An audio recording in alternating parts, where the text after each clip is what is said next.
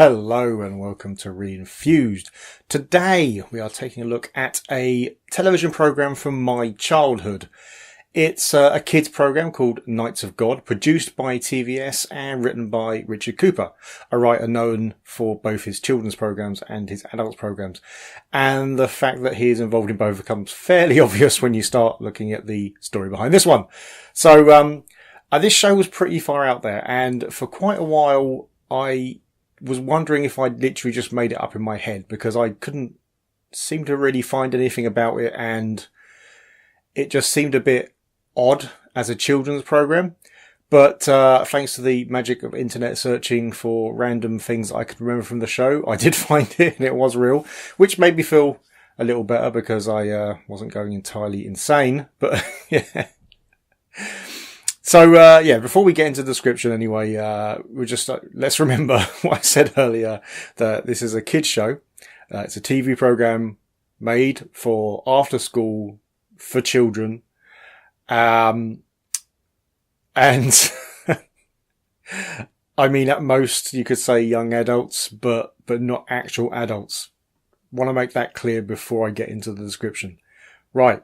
So here, Knights of God is about a fascist religious order that takes control of the United Kingdom after fighting a civil war and killing off the royal family. Yeah.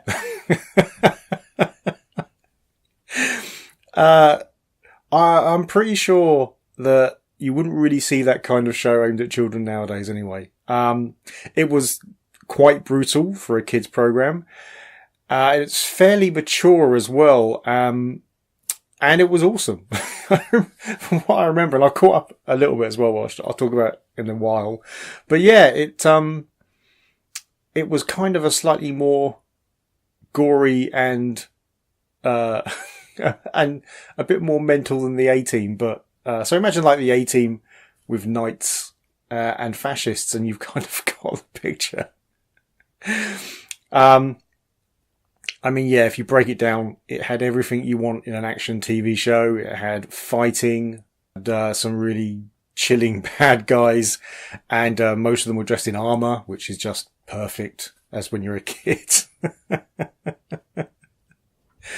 It also had very twisting plots and a lot of kind of surprise twists as well, which is again not something you regularly see in programs aimed for kids now. And to top off the whole, how good was it? It had Gareth Thomas in one of the leading roles. Gareth Thomas played Rog Blake in what is, as you know, if you've seen one of my other TV reviews, the finest sci-fi of its generation, Blake 7. So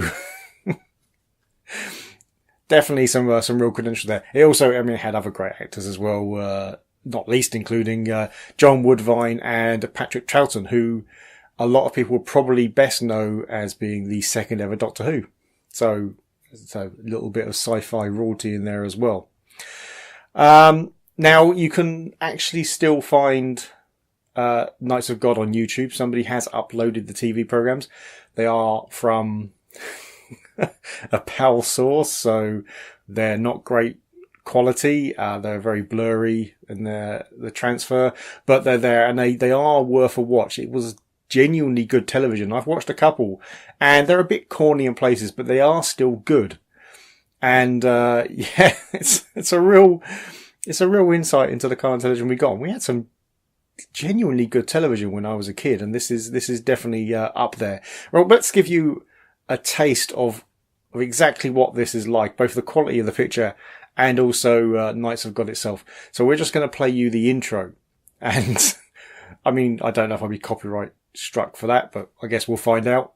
Who knows? But yeah, just watch the intro.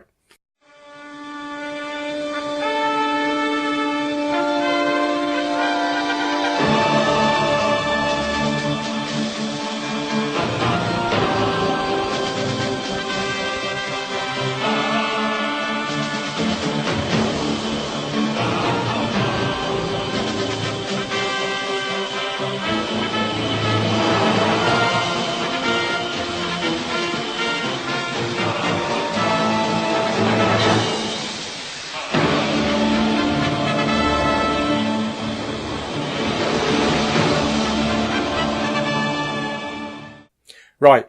Now, if that doesn't get you revved up, there is something wrong with you. Because that's amazing. It's all right for kids program on the television on a relatively small, network compared to the big American networks, especially back in those days. That was pretty epic for an intro. And the show itself was epic within its budget, but still epic. Right. I obviously massively recommend it, and you should at least try it out. The DVDs do exist, apparently. I've never been able to find them. I found a few sites that claim to sell them, but they're always out of stock whenever I go there. I would like to own the original DVDs. I will give, I think, another attempt at trying to find them. I guess the VHS will probably exist somewhere, but I don't really want the hassle of having to convert those. Seeing the YouTube videos, you'll see exactly what they'll end up looking like.